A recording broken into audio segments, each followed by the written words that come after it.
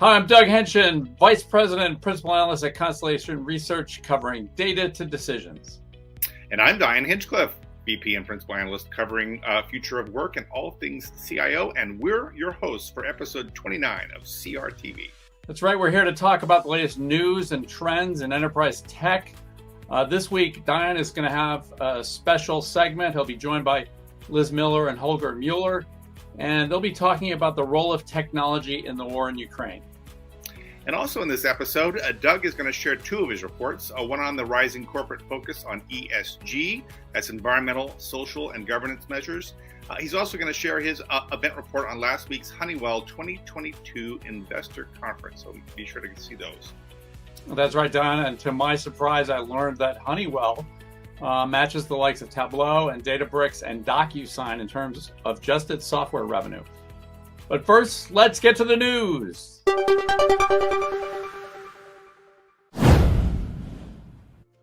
So Diane, the Russian invasion of Ukraine is obviously the top story this week and this month and perhaps this year. Why don't you give us a quick overview of the topics you're going to cover in that segment? Yeah, it's one of the biggest events, geopolitical events that we've ever had happen in this century. And so I think there's a lot of people focusing on what the long-term impact is going to be. Our economies are so intertwined, not just with Russia, but all over the place with technology. And so, this has affected how people are banking and how they can pay, and how cryptocurrency is rising as a way for organizations to fund relief in Ukraine, and also for oligarchs to move their money around. So we're going to talk about all sorts of things related to that, how cloud firms are being pressured now to pull out. Haven't yet, at least not by the time we've recorded this. Leaders like Elon Musk have deployed Starlink very, very quickly to help the people of Ukraine. So we're going to touch on those topics and many more later on. So a must-see segment. Other than the din of war news and sky-high gas prices, we're seeing post-COVID return to normalcy. Stores are welcoming back shoppers in a big, big way. But that doesn't mean their omni-channel and digital learnings are losing their importance. Our friends over at Diginomica have been reporting, and Stuart Leckland specifically wrote last week that Target now has 40 million customers that shop across channels. And these omni-channel shoppers actually spend 4 times more than the store-only customers, and it's 5 times more for the digital-only customers. So the lesson there is that brick and mortar plus digital is a powerful combination, and that's why, of course, we're seeing Amazon expanding its Whole Food locations and also its Amazon-branded storefronts. So that's what's happening in retail, and understand we're really pretty much seeing the same thing in offices. Is that right, Diane? That's right, Doug. So we're now starting to see the big return to the office. A lot of people have been back now for a while, but they tended to be in smaller firms. So now we're seeing kind of the sea change, people really going back. Big tech companies are even opening some of their offices back up. But everyone's really wondering how we're going to connect the cohort in the office that's going back with a lot of people who are just staying behind. Workplaces have become a lot more flexible. Productivity has been up, even though people have been working from home, and companies don't want to lose that. But they also are worried about that gap in the middle. How do we, not create more inequities between those who are in the office and those who are remote? So we're seeing vendors trying to address that by adding features to make that connection between the home and the office a little more seamless. But they've been mostly focused really on growth, and in my view, have really missed the boat in adding the capabilities that organizations really need. So I'll be launching a new quarterly survey tracking what companies are doing, what's working, what's not. If you want to participate, just drop me a note at Dion, D-I-O-N, at ConstellationR.com, and we'll get you included. But be on the lookout for those reports as they come out every quarter the rest of this year. Well, Diane, the corporate moves also don't stop for wars. Last week, Snowflake announced its intent to acquire Streamlit.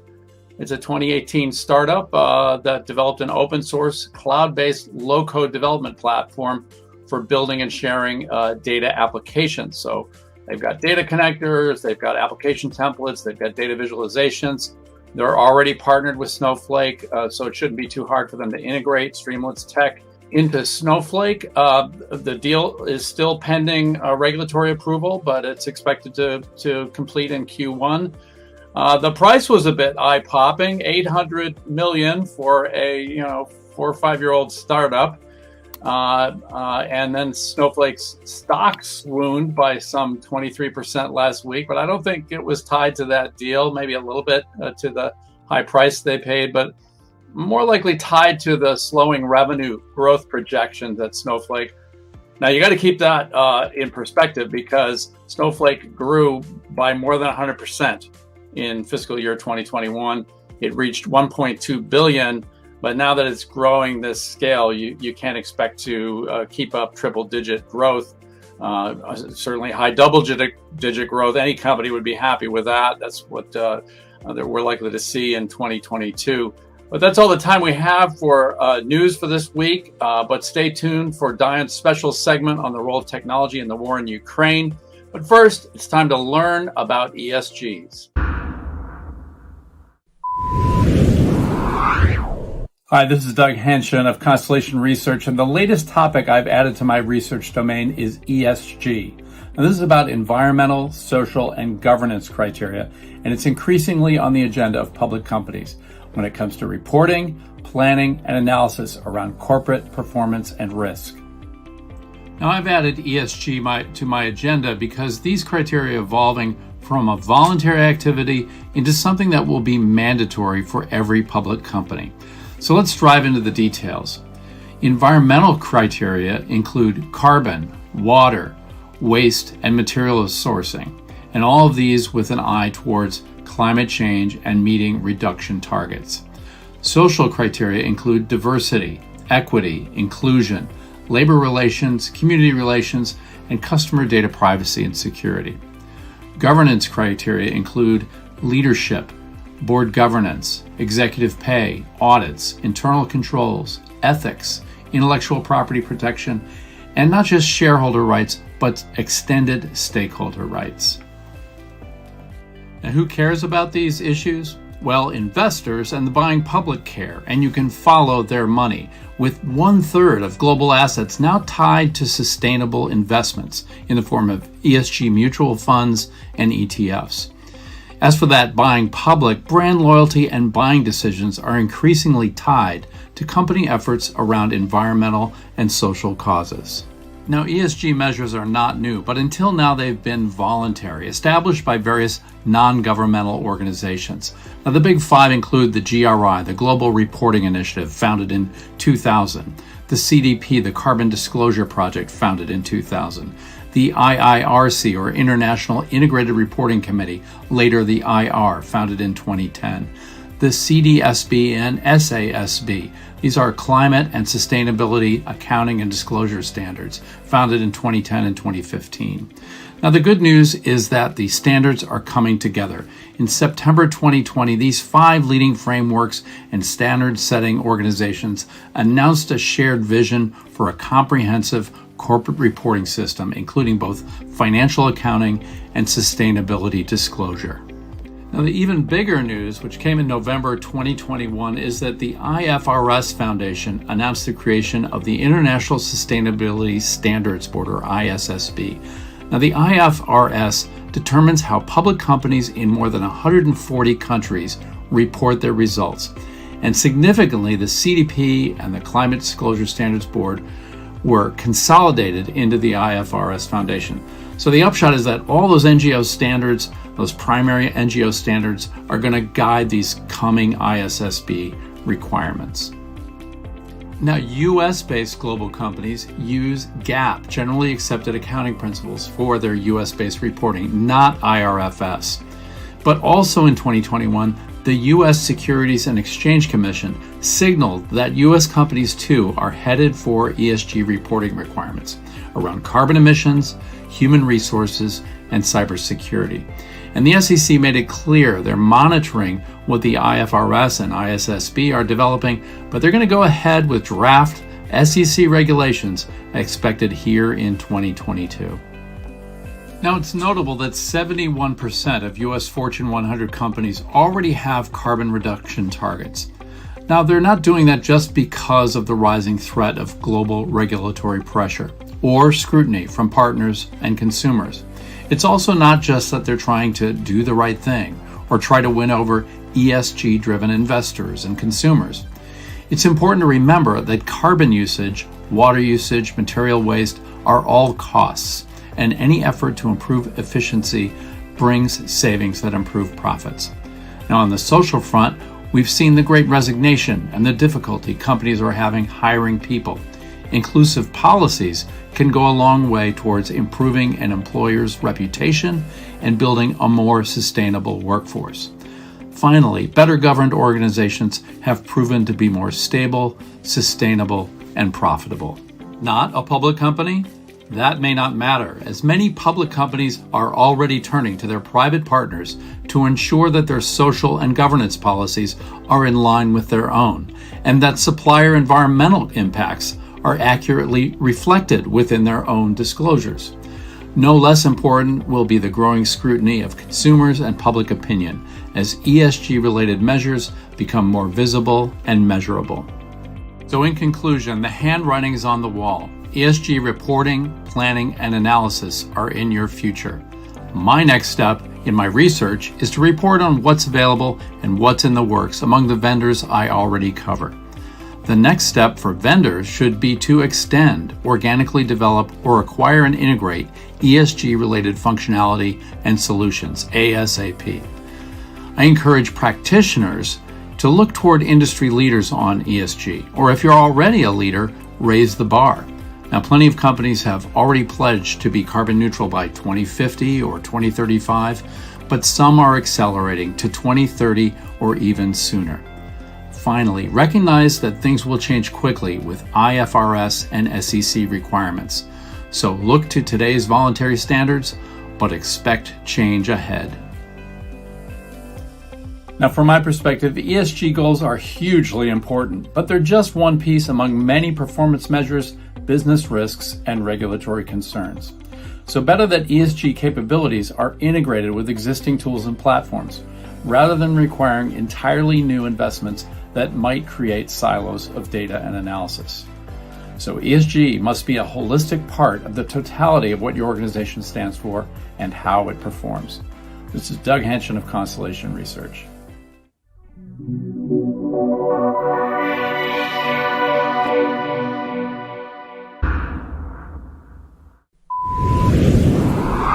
Hello, everyone. Welcome to the next segment of CRTV. This is Diane Hinchcliffe, VP and Principal Analyst. And I have two other VPs and Principal Analysts with me. Please introduce yourselves. I'm Liz. That's Holger. Right. Everyone, Liz Miller. Holger Muller. Good to see you guys. As we promised in the opening segment, we're going to talk about war in Ukraine and how it's affecting the tech industry. There's lots of different threads here to talk about, given that tech infuses everything in the modern world. Russia is a pretty big country, but the swift movement, I mean, one of the things I've been really surprised with is how fast the world is moving at really cutting Russia off from all of these different services that many of them in the tech industry. And I have to believe that a lot of that has been because of all the things we've done around COVID and the pandemic. We're now used to this fast change. I mean, everyone, moved to remote work so quickly. We changed our customer experience so we could deliver entirely digitally or do telehealth or on-home delivery. I have to think the speed is really one of the big stories here. What do you guys think? Time compression has been crazy to watch, right? It is just, everything has just kind of blocked down into this little short amount of time. And I think a lot of it has to do with what I think you and Holger talk a whole lot about, being that everything is in the cloud. Right? It is now that you can literally go over and be like, oh yeah, you wanted to go do that? Click. Like you go flip that button and then it just, the domino effect happens pretty quickly as far as services that are cut off. I think what's been really fascinating for me to see kind of on two ends of this spectrum are how quickly things that certain companies that rhyme with Schmacebook, when they said, we can't possibly find all of the accounts that are spreading misinformation and disinformation, it would be impossible to find all of that. They really found all of them pretty darn quickly over the weekend, right? When Meta decided that they were coming down, they came down and they dropped the hammer on a lot of those bot accounts that were spreading, kind of really the core of misinformation. And then, what does Russia do? Of course, blocks Facebook writ large, right? So I think that it's kind of been this interesting shift. And I think we've really seen what a lot of us have been talking about for a very long time, of technology being the new front line almost, or at least a front line of warfare in a very real fashion. We're seeing that definitely on the cybersecurity side of things. We had started to see attacks really start to ramp up probably about 2 weeks before the formal invasion. You started seeing DDoS attacks start to ramp up. There was kind of some odd, zero-day vulnerabilities being exposed and exploited in that 2-week ramp up. So you kind of started to see this really weird crescendo. And then all of a sudden, within, I would say, a 72-hour period, Russia tried to unleash something and it got stopped pretty darn quickly. And even when you just see the U.S. response of CISA and their Shields Up campaign, that they have really been putting a lot of effort and a lot of investment and a lot of time into to ensure that public and private entities have access to the most up-to-date patches and information. Things, worked the way they were supposed to work. And the Ukrainian IT army grew into a force of close to 30,000 individuals within a 48-hour period. So it really kind of shows, the cloud might very well be another battle line. Yeah, I think that's the interesting thing about this, right? That's, I think, the first, every war is bad. And of course, every recent war is more modern than the previous one. But I think we see a lot of more additional activity happening beyond the traditional war theater, which we didn't see, for instance, in Syria. Right, which is also recent enough, and we don't have any technology progression since that. Right, a little bit of comment on the Meta comment. Right, that is actually the easy thing to do. Right, we think or we say the Russians are bad. Right, so let's block the Russians. The difficulty is like if the three of us discuss and don't agree. Right, who is right? Right, if Meta or any social network moderator wants to be the fair moderator, then it gets very complex. Right. But it also has a supply side issue. Right, a lot of custom software is being written in the Ukraine by the EPAMs, by the Luxofts and so on. And I think it's too early. There's buffers in all these plans, right? But if this keeps going, we'll see some delay on a number of strategic projects which are being built at companies all around the world, right? So, and it will be actually an interesting side to see what the disaster plans are, because if you do the disaster planning, like in California, it's a big earthquake, right? Or it might be a tornado, or it might be a pandemic, right? People had to rewrite these things. A war scenario is most likely not in the recovery continuation plans of system integrators or of software or technology companies in general. So I'd like to put to both of you, I think what we're seeing is unprecedented. The speed is amazing. The unification of the tech industry and cutting Russia off. Pressure's been put on companies like Microsoft to actually suspend their cloud services. And really, this is the problem. When you go so fast, the rule of law tends to be slow so that it makes the right move, the right decision. And we look at how intertwined our economies are becoming. We have our healthcare systems and our traffic systems and our smart cities and even our vehicles increasingly will be run by all of this technology that we can just switch off at a whim without thinking about the consequences. There are people on life support. There are others out there who are really be harmed, arguably innocent people by suspension of their tech services. Elon Musk, he's under severe pressure to turn off the Teslas in Russia. That's a tough call to make, and really, what do we do there? And so, what will we recommend to tech companies, when they're under so much pressure to act so swiftly to halt the violence in Ukraine? I think we have to find a way to make sure we're doing the right thing. I think that's a great point. A war could be decided by technology boycott. And not on the field of war, right, where we say like the cyber armies are fighting each other, but just for people not being able, which happened yesterday, not be able to see Netflix and being happy about it, or not being able to drive their Tesla, right? So the question is like, how far can this go? The irony also on this is that much of what has made the cloud more complex, which is local compliance of data residency access, you can't do this, you can't do that, right to be forgotten, you know all this, right? All this made, of course, easier for the tech giants to pinpoint to countries, to do stuff to countries, because they had to do stuff differently in countries, right? And turning off is, of course, the easiest thing. So to a certain point, compliance, which all the states love and is a huge challenge for anybody to provide it in so many different areas of enterprise software, right, is also kind of like biting you now. It's the easiest thing is to say, well, we turn everybody with that IP address off, right, or that country off, or that user ID off. Yep.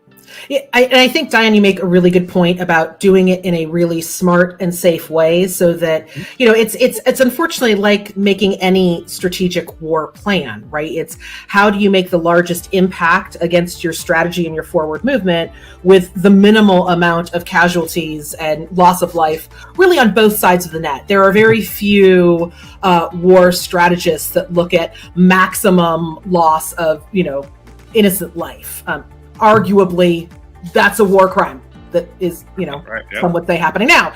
But I think that it's about doing it in a way that fits with an organization's shared culture and vision. And I think that's really where the rubber has hit the road for this question, right? If your organization has been out there championing certain major causes, certain cultural inflection points, it's really hard not to act. But I think, to your point, it's about acting in a way that is smart, that is strategic, and that makes an impact and makes that statement. I think the opposite is also true right now, which is it has been really, really good to not see like blue and yellow washing throughout all of this and a whole lot of virtue signaling. I have not seen a lot of brands out there just kind of randomly saying, we support the Ukraine without actually doing something, right? Or without actually doing something that is supporting the people, right? You have a lot of examples of a lot of charitable movement, a lot of humanitarian movement to help the people of the Ukraine, rather than a lot of virtue signaling that I think we have often seen in the past, as brands feel that need to jump on kind of a cultural wave, or, where we're actually seeing people say, no, this is about our shared culture. We are actually going to help refugee movements. We are actually going to help humanitarian aid. And if it's against their core values as a company, we're going to look at which services we need to cut off. But I think, to your point, Diane, the advice here is have it be a strategy. Don't have it be a reaction. It can't just be walking up to the switch and just flipping it. It has to be we're going to cut off your services for this reason, in this manner, in this time frame. And being reasonable about it, like saying we're not going to cut off hospitals, for example. Or right. If you can pinpoint, right? Yeah. Is that what you can do that, right? That's difficult. But now we know that we should be setting up our services to understand our customers a little bit better, so we can do that intelligently. So we don't have a lot of time. So there's a lot of interesting things on the edge. Speaking of extra legal type things, because most of these countries are not being ordered by the government to do it. They're doing it voluntarily. We also saw the use of cryptocurrency, both to fund relief in Ukraine and for people to potentially move money back and forth when the financial systems aren't working. So that's if you can't hide a yacht, you can hide a Bitcoin. This is the lesson we've learned, apparently. Yeah. And now we have Russia is announced they're going to pull out entirely from the global internet. That's very interesting. I haven't heard that officially, but apparently this is the word that's going on over there. So now we're going to end up with this third major fracture, because you got China's got the great firewall there. So we know it's the only way to do that, right? If you really want to isolate and protect yourself, we might see like the internet fiefdoms coming back on a country level, right? You have the secure network and the World Wide Web, right? It's the international version of zero trust, right? Yeah, but then, if they execute it the same way everyone else has been executing zero trust, don't worry, there'll be whitelists. There'll be approved list of people who can get in, right? It's like I think that there is, when you talk about a knee-jerk reaction and you look at the political movement and you look at what is happening with this kind of strategy of whatever we call this, a conflict, a war, whatever terminology we want to use, there are kind of those acts of kind of imperialistic desperation of like, we're cutting everybody off and we're keeping everybody in so no information could get in or out. It is how you end up with very technologically backwards nations like hermit nations. And there's a reason why North Korea is the way North Korea is, right? And I hope that is not where we're headed. Certainly for the people of Russia, I hope that's not where we're headed, and certainly for the people of Ukraine. Exactly right. And so let's do a last round, final round of kind of our big thoughts on this. I'll start so you guys can think about yours. But I was really impressed how it looks like the speed of technology, our response during the pandemic really prepared us to move so much more quickly. I think there's a good chance that the war in Ukraine may be prosecuted to an end amazingly fast. I think that's a good thing, and that was enabled by technology. And we've seen so many good things happening with Elon Musk taking the Starlink dishes and making sure they got, within 4 days, he got them on site. They're being jammed, but they're patching them to make it all work. So really inspiring things for the most part. Not too much use of cyber warfare yet. That everyone's really afraid that we're all going to be attacking each other in the cyber domain. Liz, I'd love to hear your comments on whether you believe that's true, but it doesn't seem as bad as anywhere near as bad as we thought it could be yet. And so it'll be very interesting. So I think everyone's got to focus on being more intelligent and more purposeful in the way that they act. But I think we can, things look good that there might be some kind of good ending sooner than we thought. What do you think, Holger? Well, let's hope for a good ending sooner than later, right? And if technology can help with that, we're all in the technology world, even better. But let's not forget, this is the easy way for technology to help because it's so black and white. Right? The difficulty, if it's more grayish, like just mentioned it before, like look back at Syria. It wasn't clear who the good and bad guys are, and then tech becomes not so sharp weapon suddenly, right? Uber is no longer asking me, open my Uber here, do you want to donate for Ukrainian refugees to get to the next train station, right? So that doesn't work that easy then. But it's good to see the impact of tech. It's great to see the speed fits with enterprise acceleration, which I've been talking about since a while. So it's good if we are at this higher level of execution, but let's hope that the craziness and the fighting stops sooner than later. Yeah.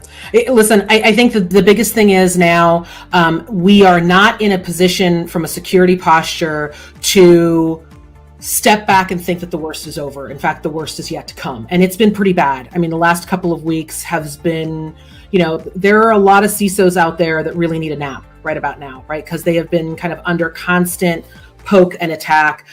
Everything that has been a DDoS attack, every phishing scam up until now, you have to sit there and think, okay, what got planted and has been waiting for me for the last 3 months, 4 months, 5 months, 6 months, right? What becomes the next exploit? And I think that's where we're at right now, right? That is, we have not seen the big unleash, but we very well could. And it's not necessarily going to come from the main players, right? It's going to come from someone who sees all of this chaos and all of this opportunity. And if there is something that breeds the perfect grounds for a massive attack that does a whole lot of harm in the cyberspace, it is this kind of chaos and confusion. So I would say, now is not the time to keep our eyes, off the prize or to think that we have a moment to rest. Unfortunately, now is the time that we really have to look at absolutely everything and stay as vigilant as we possibly can and share as much as we possibly can. So if there is a vulnerability, if you see something, it's like in the physical world, like see something, say something, everyone. Like that's where we're at right now. Yep, absolutely. All right, well, that's all the time we have for now. Thanks, Liz and Holger. And stay safe out there.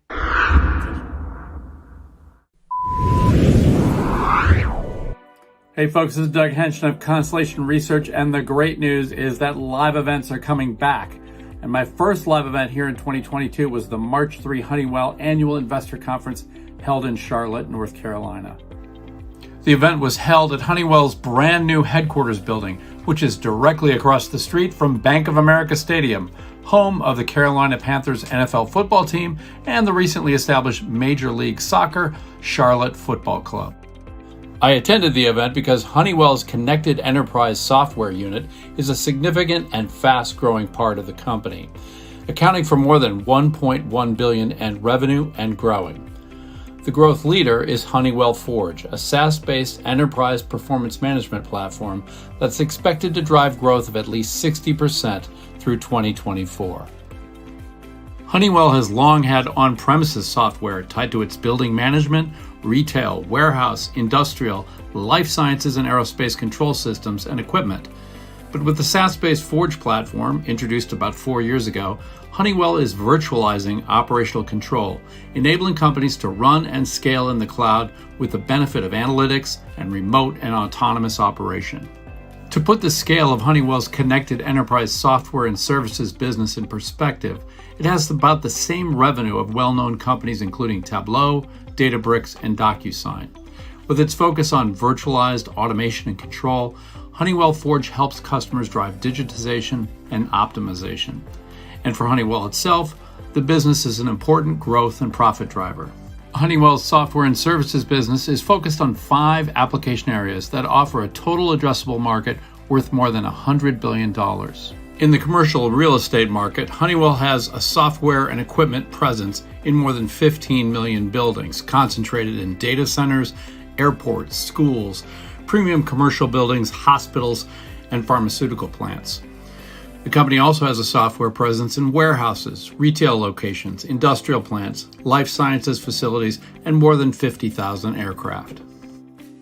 Honeywell Forge SaaS applications are most mature in the real estate, retail warehouse, and industrial sectors. Analytics is an important underpinning capability for Forge, but it's not just about monitoring and reporting. Honeywell has long delivered control systems, so the emphasis is to use SaaS-based analytics, machine learning, and AI to drive smart automation and control. In the building technologies arena, for example, Forge-based applications are harnessing sensor and control data with the objective of simplifying real estate management with insights and recommendations. What's more, smart applications have been developed to balance sustainability and energy efficiency with occupant comfort and convenience. These are hugely important matters for owners, operators, and tenants, as buildings typically account for nearly 40% of corporate carbon footprints.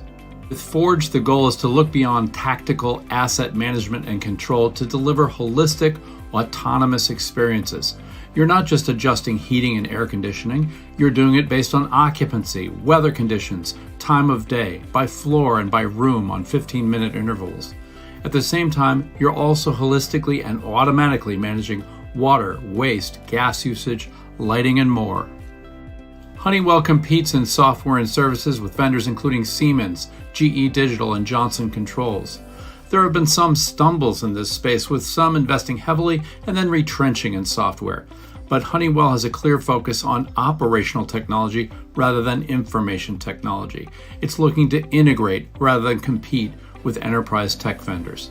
To that end, Honeywell Connected Enterprise has an important partnership with SAP, for example, so it can tap into contextual information from warehouse and work order systems in warehouse management use cases.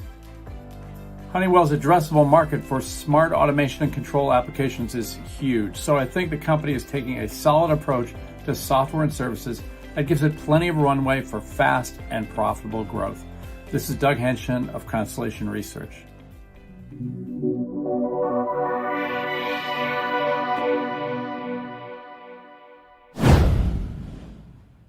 Well, folks, that's a wrap for episode 29 of CRTV. Get set for our next episode coming up in 2 weeks. That's right. Co-hosts Holger Mueller and Liz Miller will bring you the next episode of CRTV. In the meantime, be sure to follow us on LinkedIn and on Twitter at ConstellationR and at the hashtag CRTV Show. Thanks for watching and have a great week.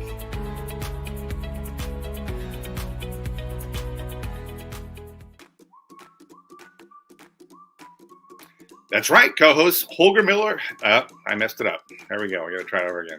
Müller. Gets me every time. Just think of trash in German, Dion, and you're fine, right? Trash is Müll, so you can say Müller easily. And Holger's pronunciation and grammar rules continue. Not my fault that I'm from Europe. Sorry, my parents raised me there. German, English, Italian, any others? French? On peut parler français, bien sûr. J'apprenais français pour 4 années. So we're talking about the baseball season, right? You didn't prepare for that? But, the dangerous thing is they're not playing baseball and nobody's missing it. Do you follow MLS at all, or just strictly the European leagues? No, my life is too short to watch American soccer. Well, I don't call it the World Series because the world is not playing, so it's the wrong name. It's the finals. I don't like the Americans calling everything the world thing, and it's just the US competing. They don't even let the Canadians play. I think Doug has to pay a panini fine because we went 4 minutes over. Now all I'm thinking about is a Cuban panini. That's not great.